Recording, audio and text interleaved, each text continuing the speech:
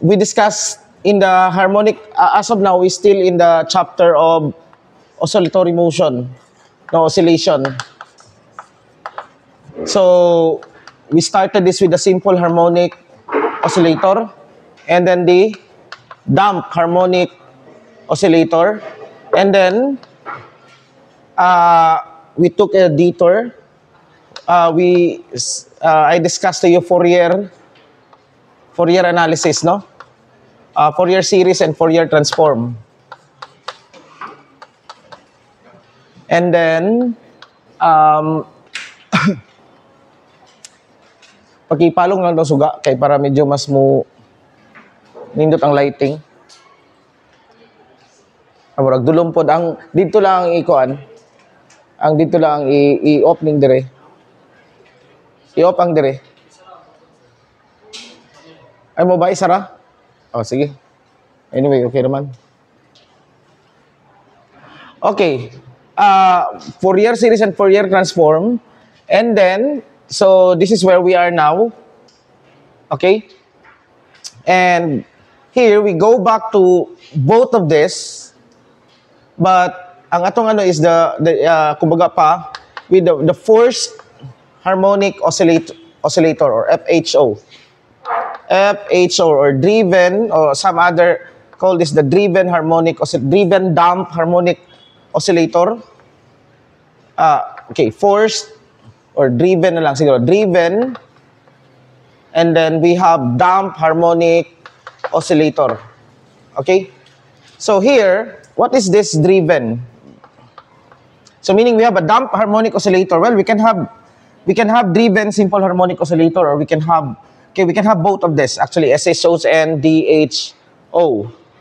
So, para mas I will solve the general case, the damped harmonic oscillator, and then we know that the simple harmonic motion is just the special case of damped oscillation when the drag coefficient is 0. Okay? So, direta. Here, the differential equation for this one is the same as the differential equation for DHO, but it becomes now a non-homogeneous equation. So, unsay differential equation ani? It was x double dot plus, well, you have b over m x dot plus omega naught squared over m equals 0. This is for the damped harmonic oscillator. For the harmonic oscillator, simple, wala ni siya, no? Okay? And then, if you put this, you have the damped harmonic oscillator. Now, if you equate this to some function, f of t, okay? So, or in general, that is f of t. So, you divide mass here, so you have f of t over m. Okay? Or, mas better siguro, 1 over m f of t. So, the equation now becomes non-homogeneous. Okay? So, it's just the same as this, but we are going to solve it. We're going to solve this in the, kumbaga pa, in the non-homogeneous case. So, this one is called the driving force. Okay? So, unsay kuan ani is that, for example, I think, this is a harmonic, this is a pendulum, and this is an oscillation, right? Approximately. Magana-ana siya. Okay? And actually, I can add some driving here, just like akong kamot. And notice that my hand is, the motion here, it acts as a driving force also. Okay? Or you can have a spring, mass spring system with drag force, and then subject this to another driving force. Okay? You can subject this to another driving force. Well, maybe it has a magnetic, this is a metallic something, and it has a magnetic field. And the magnetic field changes with time. So, sa ato pa, this one gets affected by the magnetic field. Okay, it could be ana. Okay? So, any system in which you add force in order to drive the system. Okay?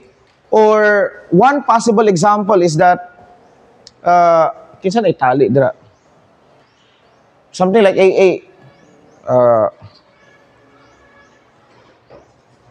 anyway, just imagine something, pwede pod nga mass harmonic oscillator, and then as soon as it reaches, sample starts here, and then as it reaches this point, there's a force that would cause, every time that it reaches this point, the force would cause it to, I mean, murag anaon niya, no? An impulse force. It's one of the example of the forced harmonic oscillator, actually driven harmonic oscillator. Okay? And this is just a mechanical part. We also have example of another example of this is what we call the famous LRC circuit. Okay? You have the inductor, the resistor, and the capacitor with an alternating voltage right here. Okay? So the sum of the voltages is equal to this one. So the voltage here, this is an inductance L, a resistance R, and a capacitance C. So that means the voltage here, we can call this VL plus VR plus VC equals, this must be equal to V of T. And how is this the same as this equation? Well, this one is L, the inductance, times when we look at when we use the charge. So this is D squared Q over dt squared plus this is R times dq IR. V equals IR, right? This is I, dq over dt plus this is Q over C equals V of T. Okay? And usually V of T can be, as ito siya, V naught cosine omega T. Okay? The alternating current. Okay? So this one is exactly the same as this. You can convert this equation into this form. We call this a normalized form of the differential equation, wherein the exponent, the coefficient for the x double dot, okay, is that. Is kani. Or, okay, we can just, what was our, last time? We, sa tuwa na to, di ba, this is, what? We let beta equals, did we use beta in our, or gamma? Gamma itong gamit. Gamma, no? Or, I'll just use beta, mas distinguishable ang beta, manggod. Okay, beta equals, kumbaga pa, B over 2M. So that this equation now becomes x double dot plus 2 gamma. Tama? X dot plus omega naught, napaday x, sorry, na x diri, no? Equals x equals 1 over M f of t. So this is our differential equation. Okay? This is called a non-homogeneous second order ordinary differential equation. Okay? And we can just, okay, I think I can, so how can you can normalize this, right? And exactly this equation is of that form. When you normalize it, right? Na kay factor dire, na po kay, 1 over C. Now, I can write this into an operator form. If I'll define an operator L, a linear differential operator, L as, ano ba? D squared over dt squared plus 2, gamma naman po din. This is beta. 2 beta plus omega naught squared. Okay? Then I can simplify the equation as L acting on x of t equals this, 1 over M f of t, right? An operator acting on, this is an operator form. Okay? So, you can also write this, well, lahat nga L ha, this is the inductance. you can also write this in that form, right? So this and this are exactly have the same form of solution. Okay? And that's why harmonic oscillator is very important in physics, because a lot of things in physics can be, especially when there are lots of motions in the universe which is actually periodic. Okay? And periodic motions are actually can be subdivided into harmonic oscillators. Okay? And as you can see, as last time anyway. So, okay. Now, how do we solve this type of equation? Okay? So, the solution for the general solution for the non-homogeneous equation, okay, I'll write this again, Dirino, in kuha nga form, dt squared plus 2 gamma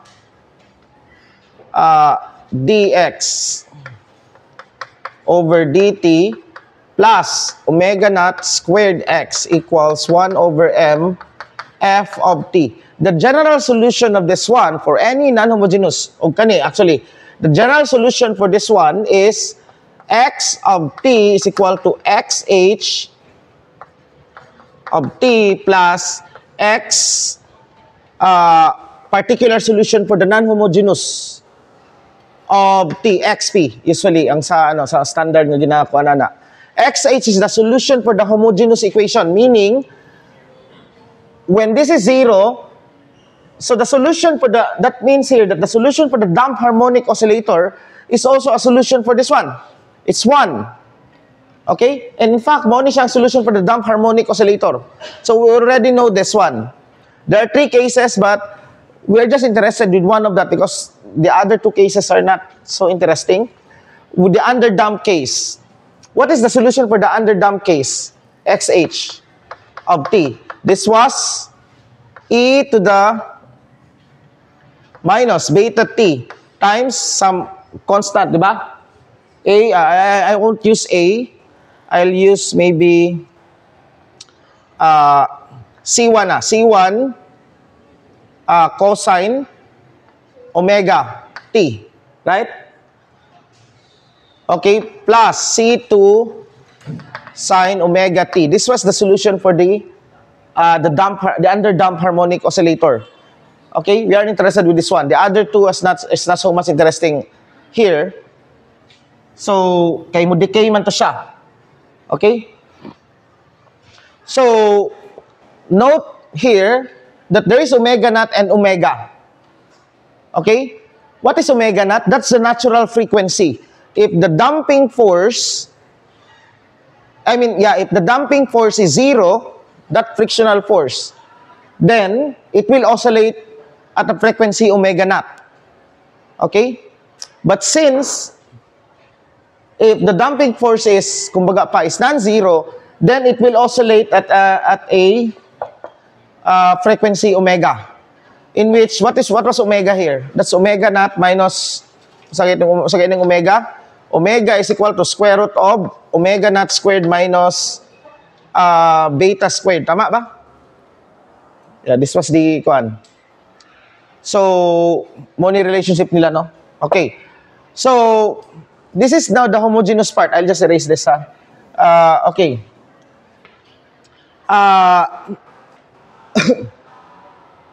This is kaninga part. Karon this is something new to us. How do we deal with XPT?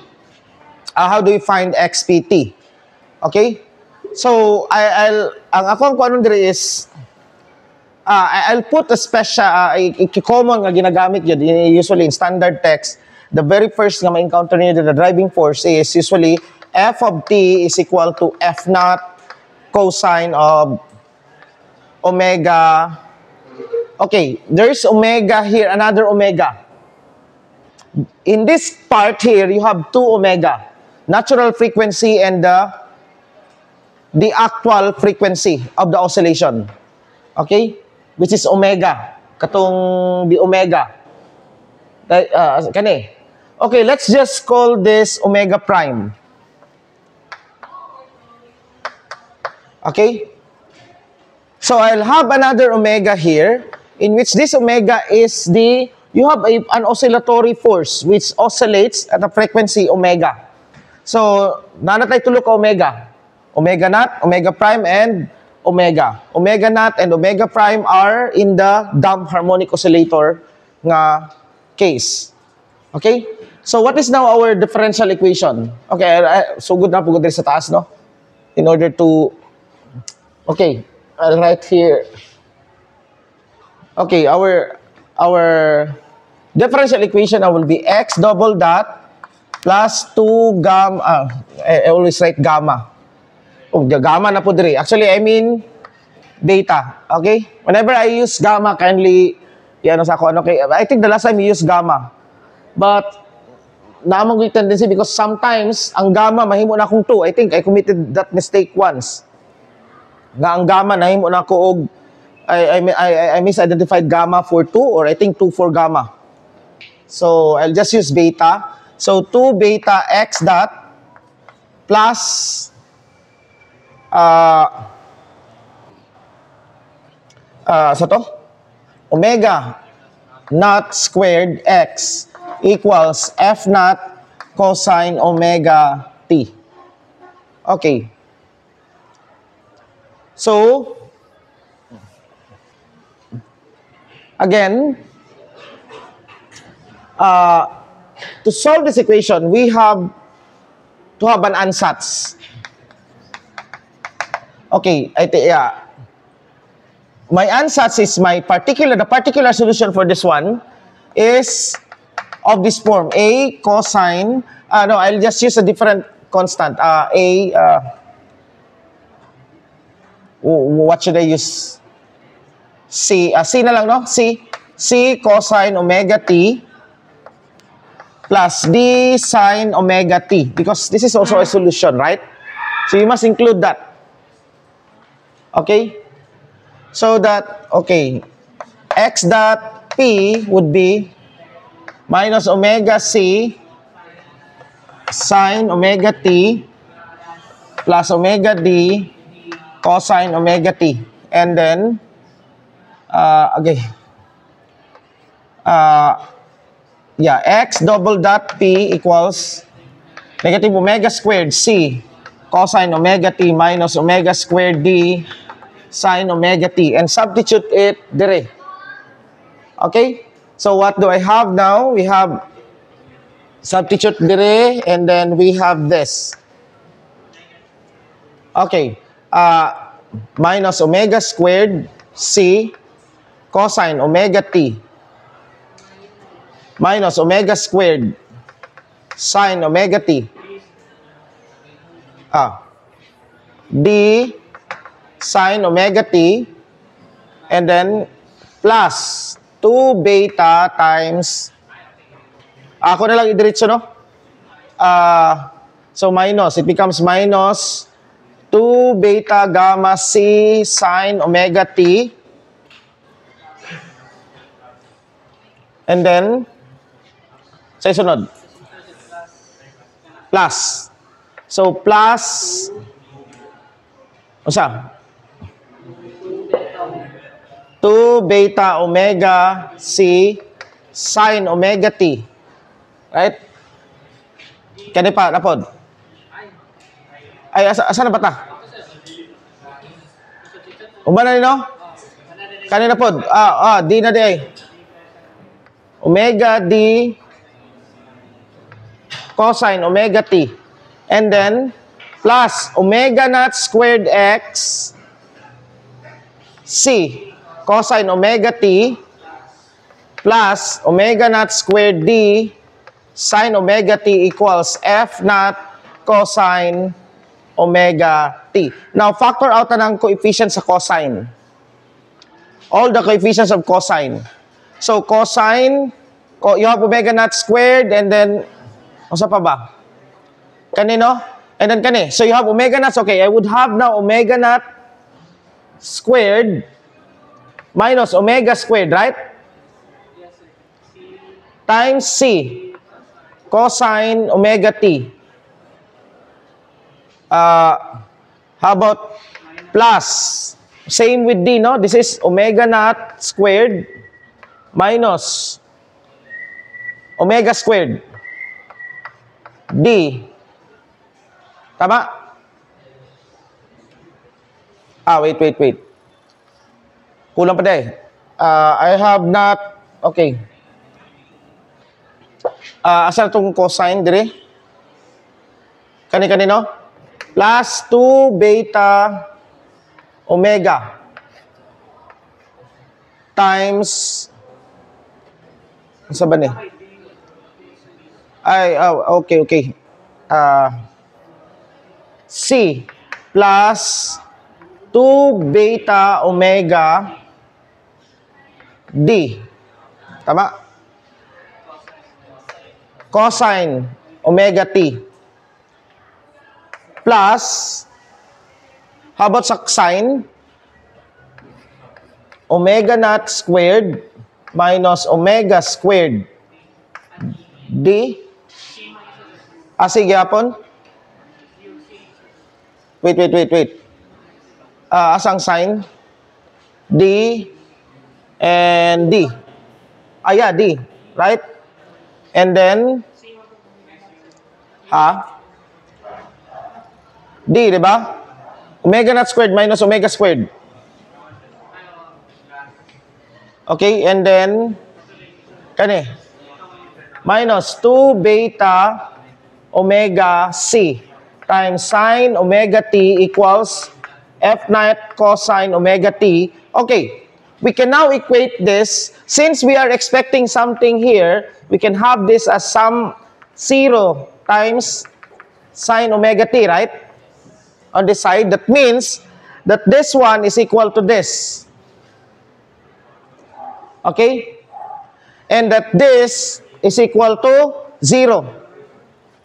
Okay? So from that, so we have omega naught squared minus omega squared D minus 2 beta omega C equals 0. Okay, masayin ko di.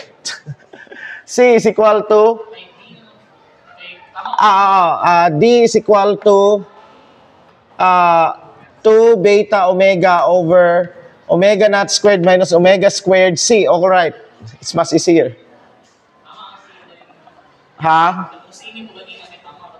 Tama ang C, pero lisod kayo i-solve ang D. Anyway, so asa na to? What's the first? Now, the first equation now is this is equal to that. So, F naught. So, that means that omega naught squared minus omega squared times D, C, tama? C plus 2 beta omega, asa man? Kani. Times 2 beta omega over omega naught squared minus omega squared C equals F naught. Mas dali na siya noon. So, we factor out C and then combine, no?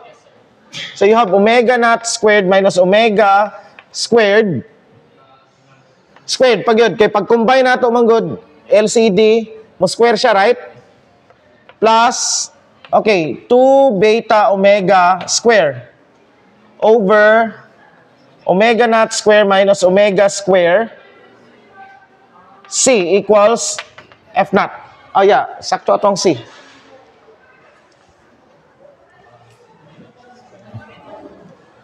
Alright, sa ato pa here, C is equal to F naught over omega naught squared minus omega squared plus 2 beta omega squared.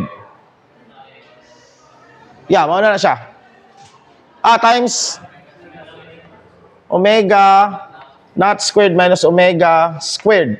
Now, we can now, what is D? Our D now is, this times that. So, mag-cancel ni siya, tama? So, 2 beta omega F naught over omega naught squared minus omega squared plus 2 beta omega squared. So we now have a solution. So, our xp of t is equal to c, which is this, f naught over omega naught squared minus omega squared plus 2 beta omega squared. Omega naught squared minus omega squared cosine omega t plus 2 beta omega f naught over omega naught squared minus omega squared plus 2 beta omega squared sine omega t. Alright. Okay. Yeah, this is our, pero grabe complicated gyapon na. We'll make use of this. Now, I want you to verify this one. A cosine x plus b sine x equals square root of a squared plus b squared. This is just trigonometry. Okay? Cosine of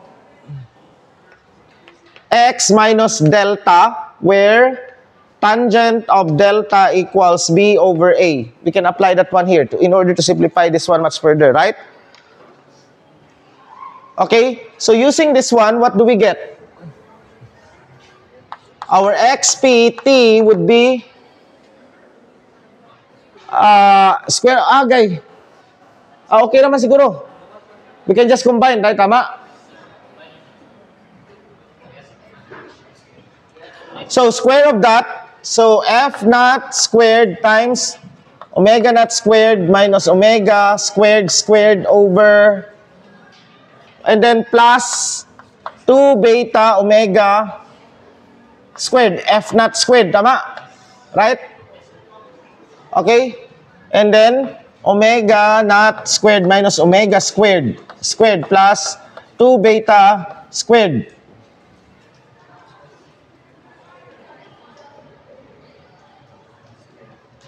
2 beta squared. Sakto na ba? Ay, wait. Kano na squared? Wala, no? Wala. Kana lang? Ay, no. Yeah, na square. Square. And then, square po dani.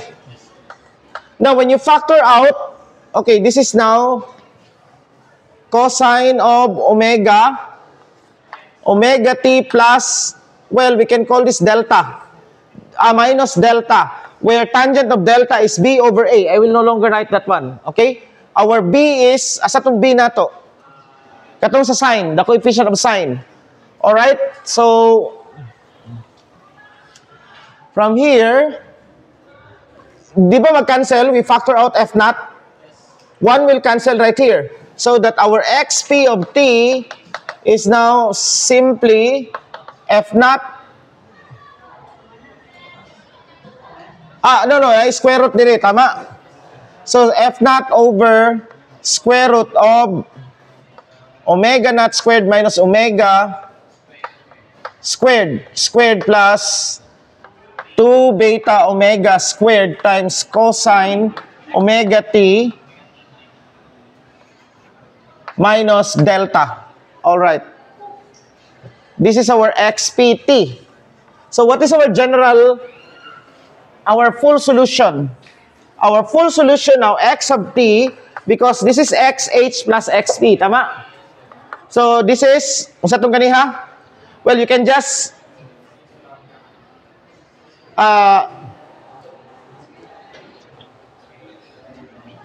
diba, e to the minus beta t c plus, well, we can write that one. We can use the fact kato ganing cosine dili gani ha, cosine alpha t.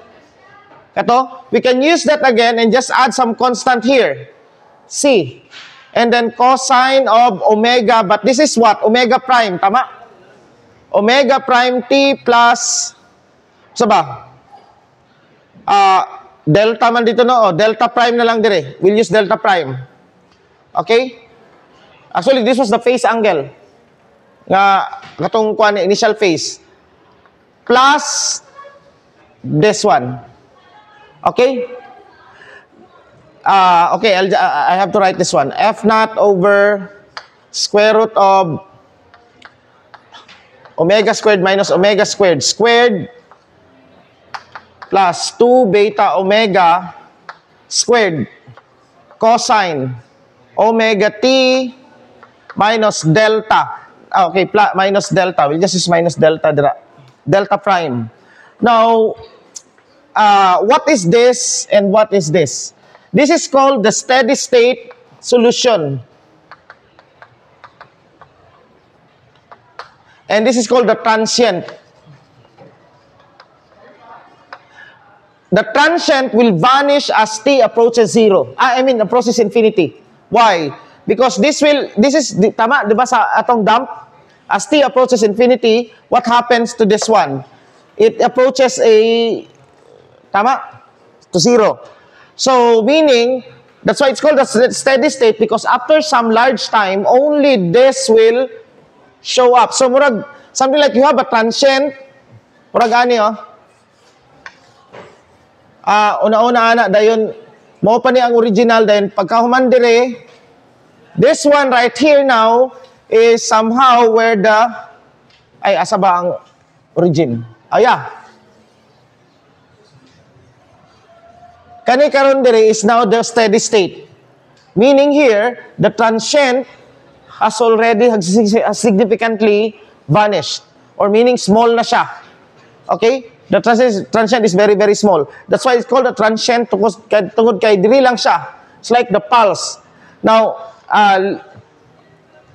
this is actually grabbing kanagani signal sa music. Actually, we analyze it also in terms of transient. Okay, next meeting, I'll show you how it's done. Okay, we analyze this one. Okay, but as of now, we'll just do all the math. Ato sang humanon ning tanang math. The steady state and the transient. The transient vanishes as t becomes large enough. Okay? So what is left is kaning the steady state. Okay, it's not actually steady state, but it's not steady state nga steady, no? Because when you say steady, murag di na siya move. No, steady state because it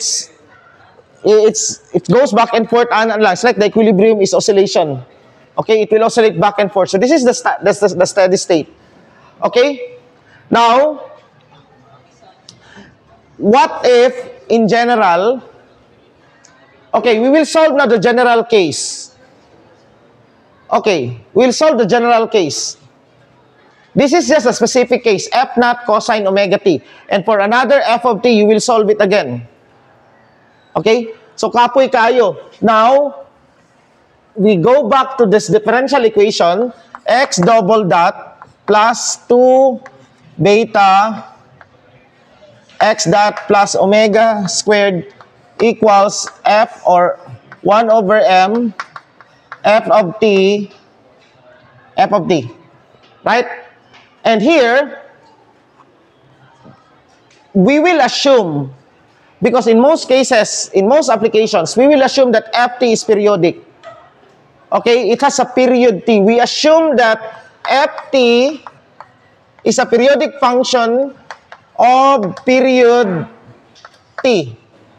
That means here, okay, we have t is equal to 2 pi over some omega. What is that omega? Okay, what is this omega? Not this omega, but actually kung kuning a special case, this omega is this omega. This is just a special case. Now, we solve this in general for any periodic function that repeats in the period of t. Okay? So, what we do is we will now apply Fourier series. We will express f of t as a Fourier series. Okay? So, that means that we can write f of t as the sum, the exponential form of the Fourier series. Mas dali to dito, no? Sum fn e to the I n omega t. This is now that omega. Okay?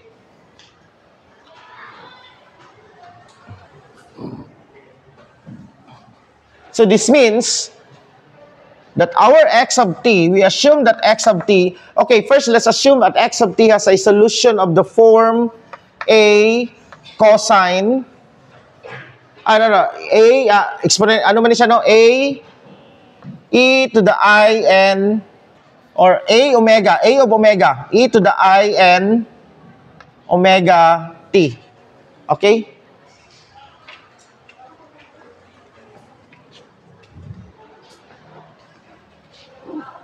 Now, all right.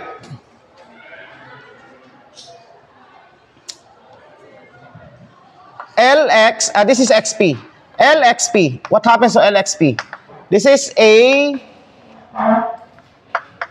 L e to the I n omega t. Tama? Okay, what is L e to the I n omega t? Let's deal with this one. What was our L? Kanya to ang L specifically, no? So that, sa ato pa, x double that. So, okay, first, double derivative of this. So, first derivative, I n omega t, tama? That's the first, I n omega di. I n omega. That's the first derivative. The second derivative now would be, negative now. Negative n squared omega squared. E I n omega t. Okay,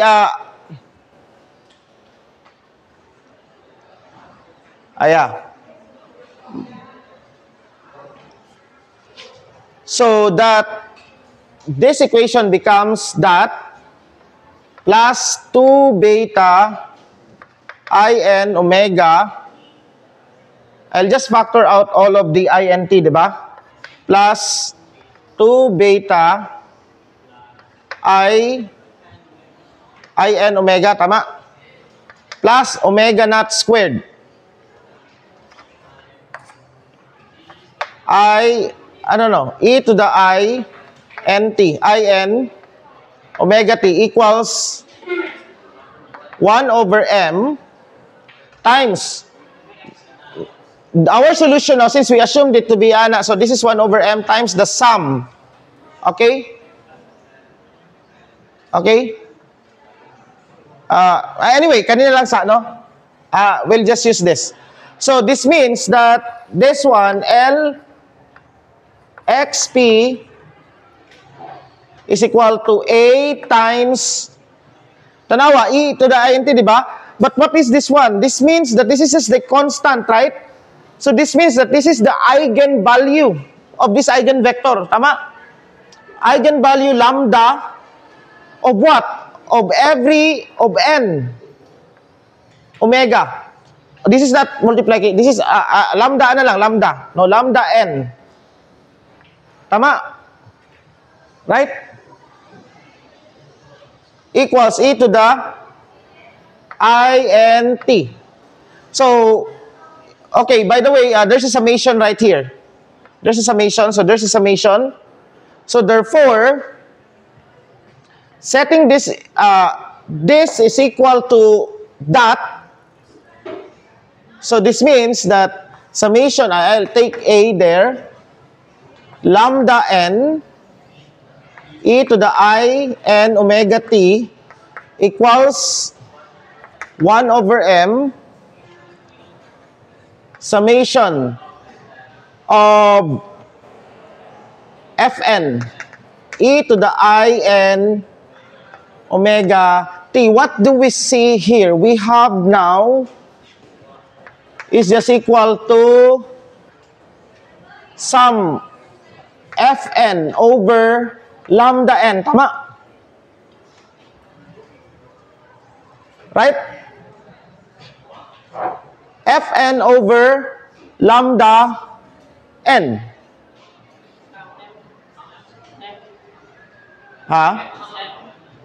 Yeah, 1 over m.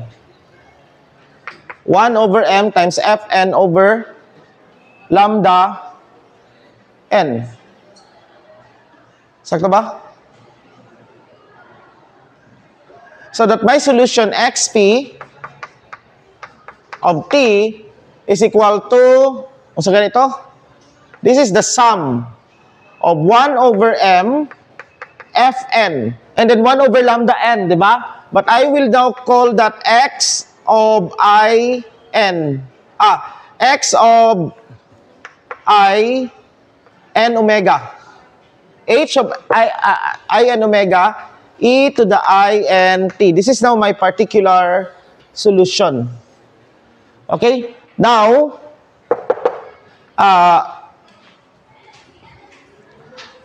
this one right here is called the transfer function. Okay?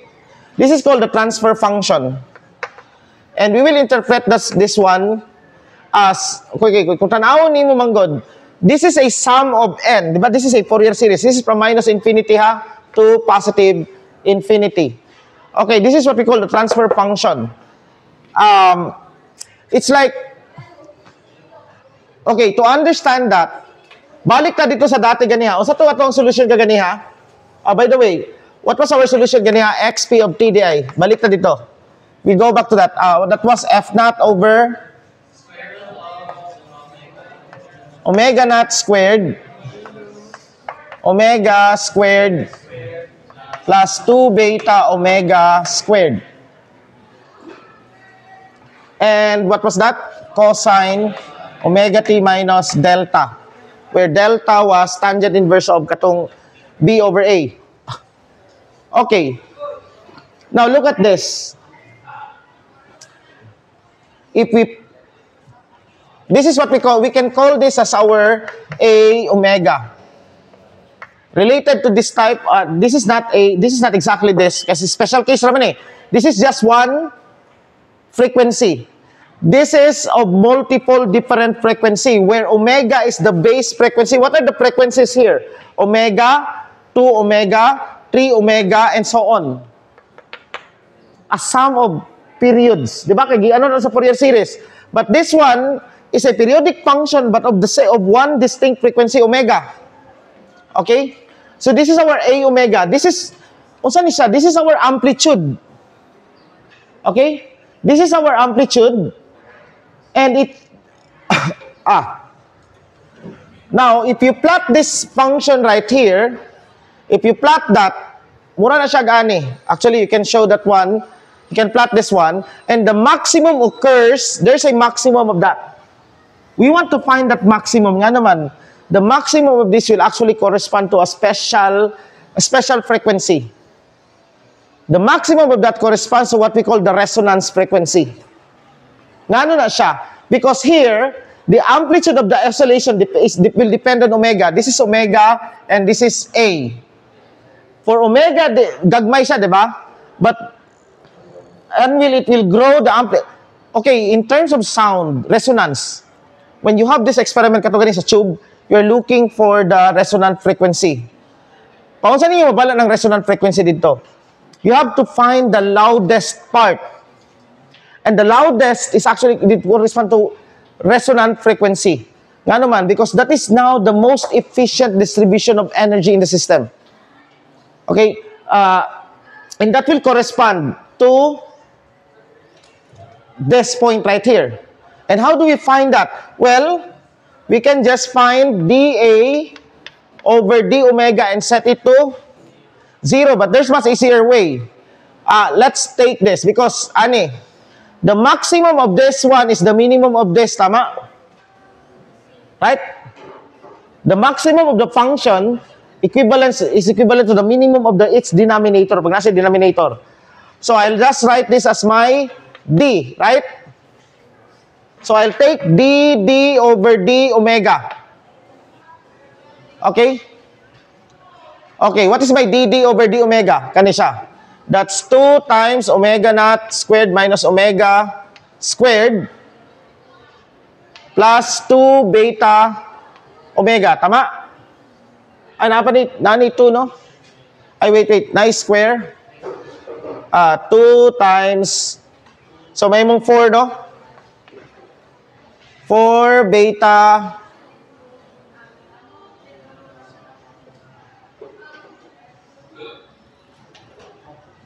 yeah. Sakto?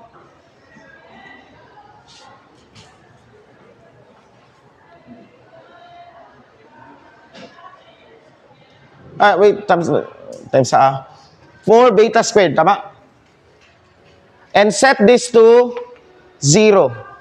So what do you get? This is 2 omega naught squared minus 2 omega squared equals minus, okay, equals, balinin mo dito, so minus 4 beta squared omega.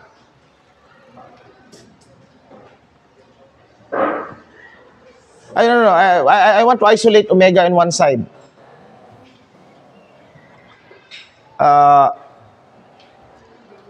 Wait. Napay kulang dire. Sorry. There's still minus, yeah. Ato na lang i-distribute, be. This is omega naught 4 minus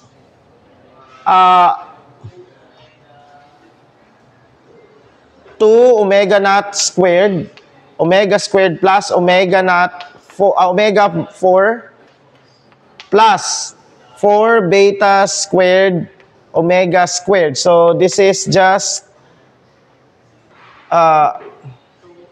derivative of this one, 0, tama?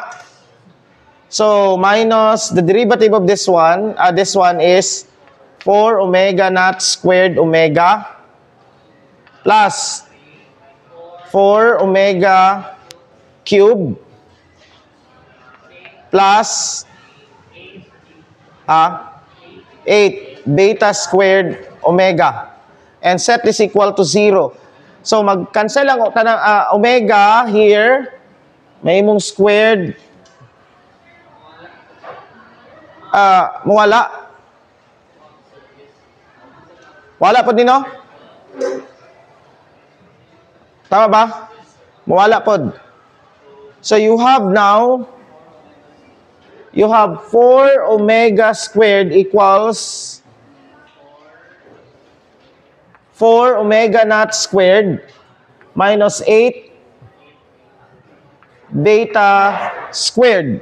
From here, we can see that our omega, when you set, this is now omega r because we already set it to 0. This is now the resonant frequency.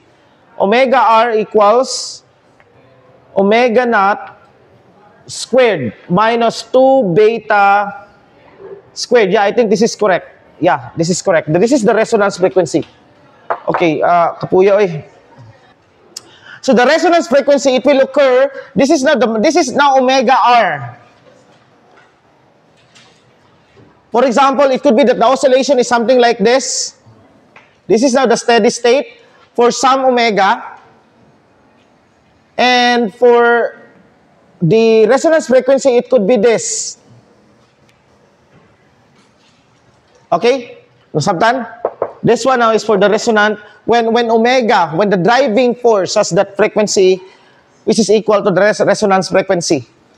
Okay? You will hear this one next meeting. I'll try to bring my music production devices para makita gid ninyo unsay kuan ani application, because there in music you will hear this resonance. You will hear unsa nang driving force nga omega, you will hear that. Because there's this, I don't know if wala may musicians sa inyo adreno, but sometimes you will notice that when you hit a note and then it is sustained, you will hear some wobbling of the sound. Like sa synthesizers, na kay madunggan nga ana nga, although dili kay sa klaro, but you will hear it. That's actually some sort of the driving frequency. The resonance, the driving frequency. Okay? Now, okay, balik ta dito sa specific. What was our kuan ganiha? Katong F naught lang. Nasabtan na ninyo ni? Okay. Next meeting na nato i-discuss tong H of I and omega. This is the transfer function. This is related to the, di ba, that is spectrum, tama? It's Fn, okay, multiply by Hn. Mauni ang muano sa contribution, and that's equivalent to the eigenvalue. Eigenvalue. The inverse of the eigenvalue of H e to the int. The contribution of katong frequency, di ba? That's cosines and sines. Okay? It will maano ninyo unsay gihatag niya nga contribution. Now I'll do this, and I will let tagaanta mo og some sort of problem set nga by group. But this will require programming. Okay? Naabot na mag Euler-Cromer. Euler-Cromer. Pag wala pa, inyo na ng problema. That's actually solving a differential equation using the Euler-Cromer method. Okay. At I'll do it kaning ano dire. First, I'll show what was x of t. X of t is sa to c e to the minus beta t cosine of omega prime, no? Omega prime t plus sine. Omega prime t minus some phase angle. I think we were using phi. Plus, what was this? A omega na lang, no? A omega times, unsa to? Cosine of omega t minus delta. Delta, right? The phase. Okay? Now, I'd like I would solve the Fourier transform of this one. As I've said, the Fourier transform will give you the spectrums of those frequencies. I mean, yeah. There are two frequencies. Actually, there are three frequencies here. Unsang frequencies dire? You have omega naught, omega prime, and omega. This is the driving frequency. This is the natural frequency of the spring, of the restoring force. Okay? Whatever is that oscillator nga giano ninyo. And this omega prime is katong the actual frequency of the damped harmonic oscillator. Because there's damping. So this omega naught, the spring will no longer oscillate at omega naught, it will oscillate at omega prime. So, technically there are two frequencies here, omega prime and omega. I would now take the Fourier transform of xt. And I would expect for all other frequencies, that means that here, tanaw na ko unsa kalimpyo ni siya, no? How clean is this? Because I'm expecting this will oscillate at two types of frequencies. And actually, one is a lot weaker than the other. One is very much strong because morning magpabilin. But this one is only in the transient. Once the transient is gone, what is left is the steady state. So I would expect that there is a peak on omega prime, but that is just small. But this one is actually a large peak. Now let's take the Fourier transform of this one. Now, okay, the Fourier transform of this is a linear operator. You can show that as a linear operator. So this is f of xh plus Fourier transform of xp. Okay? I'll take the Fourier transform of kanisa. Okay, f of xh is the integral. Oh, what is the Fourier transform? Of 1, di ba na, wala 1 over 2 pi, no? F of x. Oh, what's the solution? So these are constants. Na it dire. Okay? Okay, c to the e to the minus beta t. Okay, I'll write this one in term,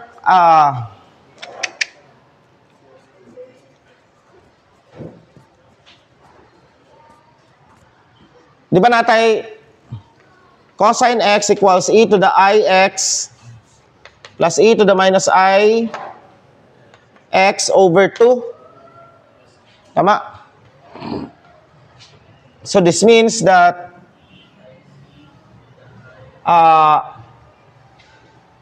e to the I omega t minus phi plus e to the I omega t minus phi. Tama ba? Right? Over 2. So 1/2 dt. No. E to the I minus I what? Our frequency is, we will use, what's variable can we use frequency? Diba? I omega x man tong nato, Fourier omega. We already use omega here, we will not use omega. will use usually K. I will use K, but not the K katong kuan ha. I, K, T, dt. Okay?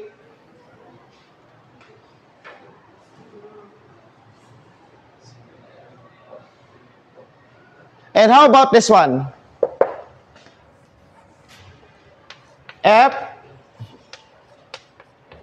FP, same. Right? I would have to, okay? I would have to do this. So this is now A of omega times, this is from minus infinity to positive infinity. Okay.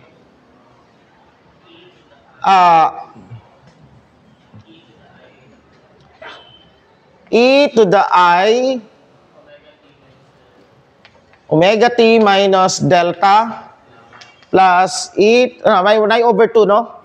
So, over 2 minus, there's minus here, no?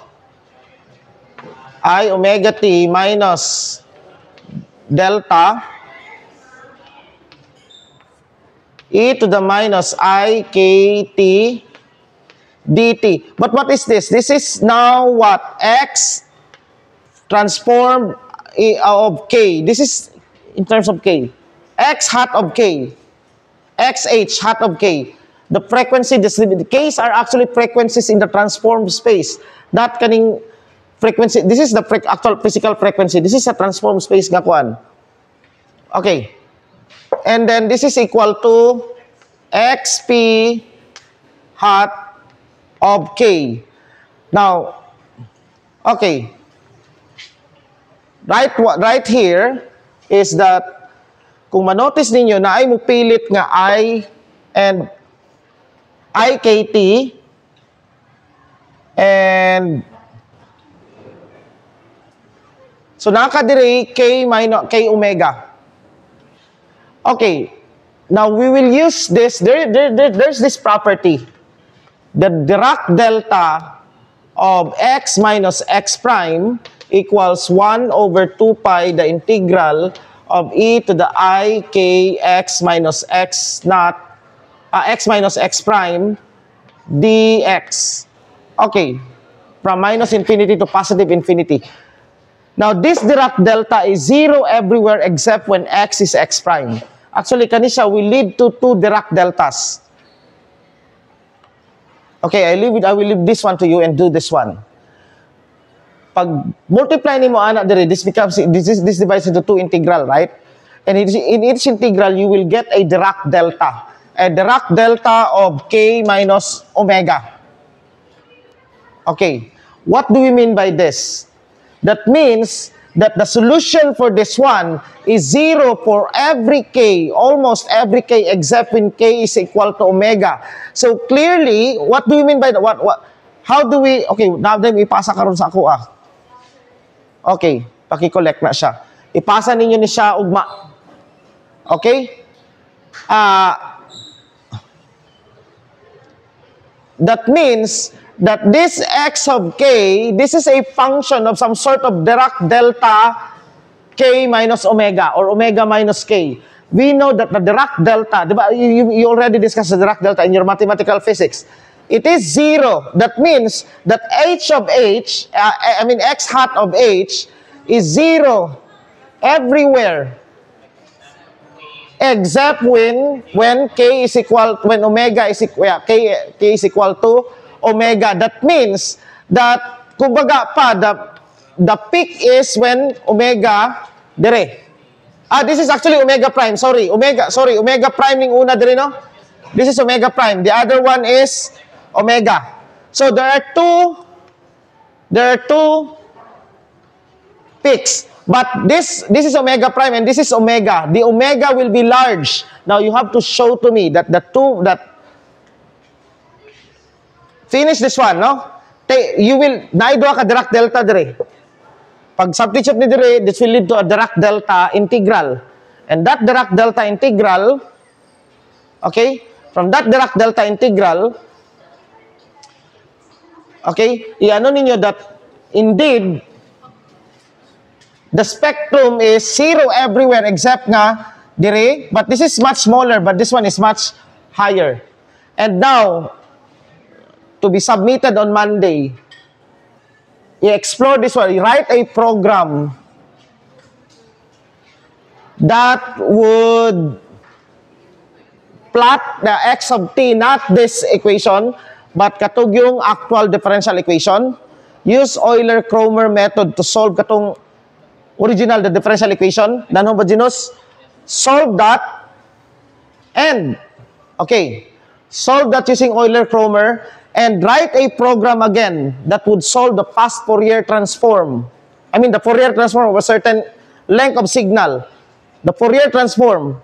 And then i-plug in ninyo itong vector na to sa Fourier transform and find out, plot this one. You will see, mag-coincide ni siya. Nakuha? On Monday, not this, but katong differential equation. Now, you have now, sa imong computer program na kay array nga x. Okay? Which is made up of x, h, plus x. These are arrays. Now, in this one, write a program for Fourier transform. Now, kabalo ko i-chat GPT na ninyo. But be sure lang, nga kasabot mo ana because there will be a defense on that. Di ganin ano ninyo madepensan sa ako, siruhon ta mo, tanan. And each member must be able to defend. If naisa ka member nga di maka-defend, zero tanan. Sabtan. Sabtan ninyo. You should know, you should understand the code of that. Ang program. Euler-Kromer method. Okay, write a C code. Kita naon ako ng C code ninyo. And dapat dili na nawong ChatGPT, kabalo ko sa itsura sa ChatGPT nga code. Munawong gay nag ChatGPT. Okay, himuna akong ChatGPT na inyong nawong.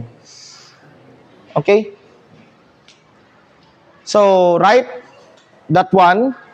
Solve the differential equation. Dili ni nga function, dili ni siya i-plot. Well, yeah, dili siya i-plot. Because actually, in fact, when you plot that one, it's the same. Kamoy buot, lain-lain nga grupo, lain-lain nga omega. Explore the function at different omega. Okay, dapat, ang inyong program ani, dili lang kay plot inyong ipakita, mag-input kog imo omega dito. And kada mo input kog omega, na imo gawas nga plot, use Python for that. Okay? So, unsay pangayoon sa user, omega and omega prime. Actually, KDI, K ug M, and then the driving frequency and F naught. And the mass, di ba? Unsay pangayoon sa computer? M, F naught, K, M, tama? K ug omega sa driving frequency. Once I input that, the computer will return to me x of t. I-plot niya ang x of t katong ano that is solved using Euler-Kromer method. And then the plot that you get, the x of t that you get, i-feed na ninyo sa Fourier transform nga magbuhat po mong code for Fourier transform, ihatag po niya ang Fourier transform dito. The spectrum, the energy spectrum or the frequency spectrum. Okay? So there are two plots, the actual trajectory and the frequency spectrum. Okay? That will be due on Monday.